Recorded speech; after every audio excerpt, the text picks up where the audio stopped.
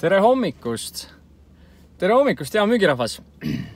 Tahaks öelda, et ainult Eestist, aga viimane YouTube'i statistika näitab, et päris paljudest suurtest linnadest üle kogu maa on neid, kes eesti keeles minu mõtteid kuulavad ja minu videoid vaatavad. Kõigepealt suur aitäh teile. Suur aitäh teile, kes te viitsite oma ülikiirest ajast leida need 10 minutit ja vaadata ja kaasa mõelda, vastu vaielda, oma müügitiimis vastu vaielda. Kõik on väga hea. Igasugune vastu vaidlemine ja erinevad arvamused on väga hea, sellepärast et müügis ei ole mitte kunagi ühest arvamust, vaid on alati erinevad kogemused ja kogemuste baasilt erinevad arvamused. Ja see on orgaaniline ja normaalne. Esmalt ma soovin teile kõige mõnusamat 31. müüginädalat, 37. müügiminutid eetris. Pean jällegi endale tuhka pähe raputama, et ma ei ole väga aktiivne olnud müügiminutite tegemisel. Parandan taaskord selle vea. Olen keerutanud päris pikalt juba peas ühte mõtet. Ja ma arvan, et see mõte on oluline, see mõte väärib teiega jagamist. Olge nõus, vaielge vastu, veel parem, kui vaidleksite vastu. See oleks mõnus diskussioon minu jaoks ja tekitaks mulle natukene ruumi mõelda juurde. Ehk siis, tänaseks teemaks, miks sa pead ise endale müüma, müügiinimesena, miks sa pead ise endale müüma? Ja ma juhatan selle teema sisse natukene kaugemalt. Esiteks see, et kui sa oled noor müügiinimene ja täpselt sinuga ma räägin täna, noor müügiinimene, kes alustab oma karjääri müügitöös, siis väga palju müügitöid on valida. Väga palju müügitöid. Müügiinimesi otsitakse nagu igale poole, kui sa vähegi viitsid minna. Ehk siis, nüüd sa peas otsustad ära, et sa valid välja mingi toote või teenuse. Otsustad ära, et seda toodet ja teenust ma hakkangi müüma. Väga hea. Suurepärane. Nüüd sellele eelneb tavaliselt müügitöö. Ja see müügitöö on loomulikult sinu suunas. Seda müügitööd teeb tavaliselt ettevõtte juht, ettevõtte personalijuht, müügidirektor. Ehk siis keegi peab sulle selle ettevõtte toote ja teenuse kõigepealt maha müüma. Ja nüüd, mis on hästi sage, mis juhtub ja mis on, ma arvan, ka selline loomupärane protsess. Sulle müüakse natuke üle. Toodete teenust müüakse natukene paremaks, kui see on. Turusituatsiooni konkurentide vaates müüakse natuke paremaks, kui see on. Ettevõtte organisatsiooni kultuuri arengut müüakse natuke paremaks, kui see on. See on vist normaalne, ma arvan, et seal ei ole midagi nagu pahaks panna. Nüüd küsimus tekib selles, mis juhtub sinu katse ajal. Sinu katse ajal juhtub see, et ütleme, kui see 3-4 kuud. Sinu ootused toote teenuse, turu konkurentide ja organisatsiooni suhtes on siin, tegelikkus on siin. Ehk siis see vahemaa, mis siia vahele jääb, seda nimetatakse siis üllatuseks. Ja tavaliselt see üllatus ei ole meeldiv üllatus. Selles mõttes sa saad aru, et asjad ei ole päris nii, nagu sulle lubati. Nüüd, minu tänane teema ongi sealt. Mis siis saab, kui sa avastad, et asjad ei ole päris nii, nagu sulle lubati? Ja see tuleb sul välja kõige lihtsamal kujul, mina nimetan seda heas mõttes vastutegevuseks, nii kui sa hakkad uute klientidega kohtuma, hakkad ka vanade ja olemasolevate klientidega kohtuma, siis nad teevad heas mõttes sulle vastutegevust. Nad panevad sind kogu aeg proovile. Nad esitavad sulle kogu aeg vastuväited ja küsivad, kuule, aga miks sinu tootel ja teenusel ei ole need asjad korras? Ja kui sa küsid endalt, kas täiuslikku toodet ja teenust on olemas, ei ole. Ära selle peale üldse isegi mõtle, et kuskil mõnes teises ettevõttes on olemas täiuslik toode ja teenus, mis müüb ennast ise ja millele ühtegi puudust. Bullshit, sellist asja ei ole olemas. Ehk siis ära sellega ennast hellita. Nüüd küsimus on selles, kuidas sa vastutegevusse suhtud. Kas vastutegevus murrab su ära ja murrab väga paljudel juhtudel. Väga paljud alustavad müügiinimesed murduvad just tänu sellele katse ajal, et saavad aru, et kõik ei ole kuld, mis hiilgab ja nad ei oska ise endaga toime tulla. Nüüd minu hästi lihtsad mõtted. Mida siis teha, kui sa saad aru, et kõik ei ole kuld, mis hiilgab?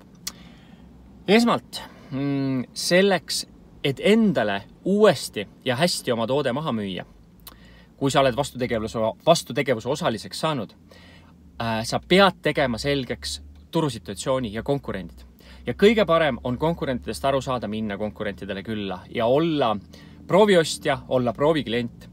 Ja sul on tähtis aru saada, kuidas konkurendid oma tugevusi müüvad. See on ju kõige lihtsamal kujul müük on ja nad teavad, mis on nende tugevused. Sina võib-olla veel ei tea.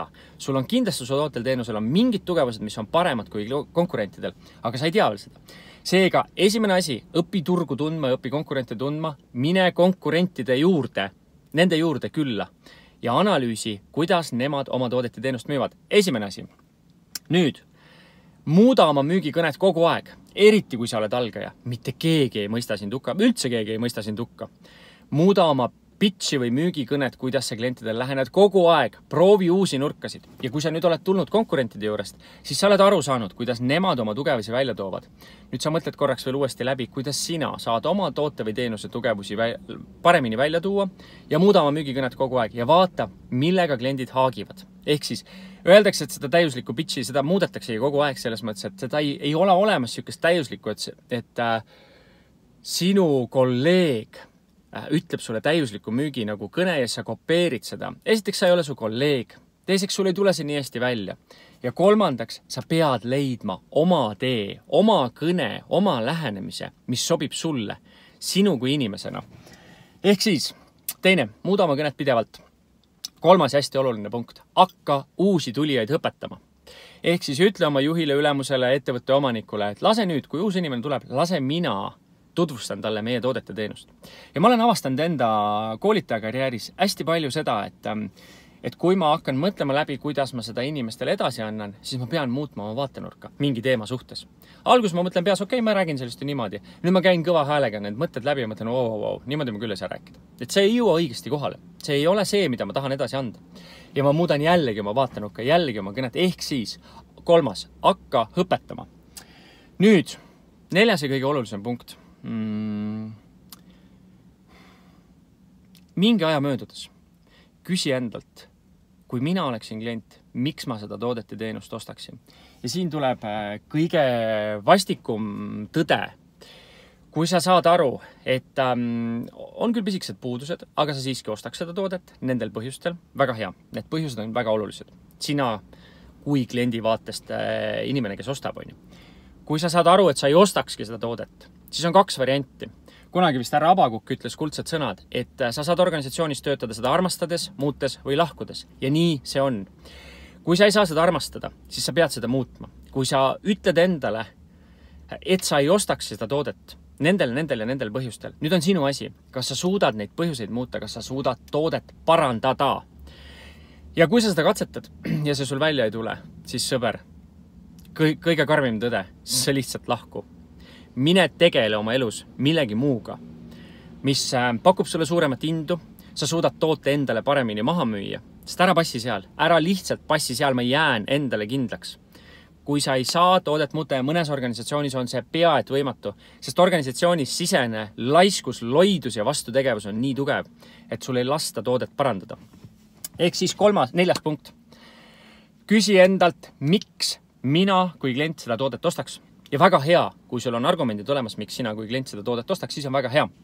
Ja nüüd võib-olla viiendaks või isegi mitte nii oluliseks punktiks, aga kui sa oled kohtunud konkurentidega, saanud aru, kuidas nad müüvad, kui sa tead juba, millised vastuküsimused või vastulaused sinu toote kohta kliendi suust kohe tulevad, siis pane need mõnusasse huumorivõtmesse. Mõtle kohe välja üks hea huumor, sa tead, et klient küsib sult. Mida iganes, mille kohta ta küsib, sa juba tead ette, et ta küsib sult. Sul on olemas selleks väga mõnus selgitus sellele kliendi küsimusele, ilma et klient oleks seda küsinud. Nüüd pane see huumori võtmesse ja sõida sellega kohe mõnusalt alguses juttu sisse. Ja klient saab esiteks aru, et sa mõistad huumorit, klient saab teiseks aru, et see oleks see küsimus, mida ta oleks tahtnud sult järgmiselt küsida. Sa oled selle juba ära lahendanud, tee teine nali veel, lahenda teine olukord veel ära. Ehk siis juhi seda vestlust siukse mõnusa humoorika flow'ga. Ja loomulikult muuda oma vaatenurka pidevalt. Need olid minu 4 või 5 punkti selleks, et sa suudaksid mõnikord, kui sa lööd ise endas kõhklema, miks sinu toode ja teenus on tõesti väga hea, siis pead endale selle uuesti maha müüma, nii tugevalt maha müüma, et see paistaks sinu silmadest igale kliendile välja, et sa oled müüdud. Mu üks iidolitest Grant Cardone ütleb selle peale hästi, et kui sa ei ole müüdud, sa ei saa pikaajaliselt müüa seda toodet ja teenust, sa pead olema ise endale müüdud. Ja ma tean, et kohati võib su usk lüüa kõikuma, sest usk on kõik, mis meil on. Usk on see, et kas me usume või ei usu, kas me usume natukene või usume palju. Pead oma usku kindlustama, oma usku tugevdama ja selleks pead sa ise endale müüma. Nüüd, kes tahab minuga kohtuda? Minu uus koolitus Müü nagu eestlane.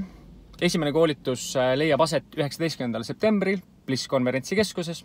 Luban sulle, et väga vähe teooriat, pisike teooria ja kohe praktika, pisike teooria ja kohe praktika. Teeme läbi neid asju, mida absoluutselt iga müügiinimene peab igapäevaselt tegema.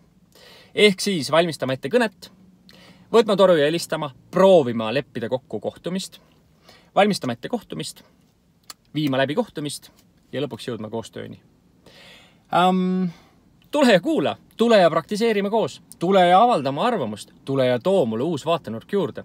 Igal juhul, kohtume sinuga 19. septembril minu uuel koolitusel Müü nagu eestlane. Seniks ma soovin sulle pea püsti, kui lööd kõhklema, siis müü ise endale uuesti. See on oluline, see on vajalik, kui näed, et kolleeg hakkab kõhklema. Aita kolleegil toode ja teenus ise endale uuesti maha müüa, et ta oleks kindel, sära oleks silmades ja enesekindlus paistab kaugele välja.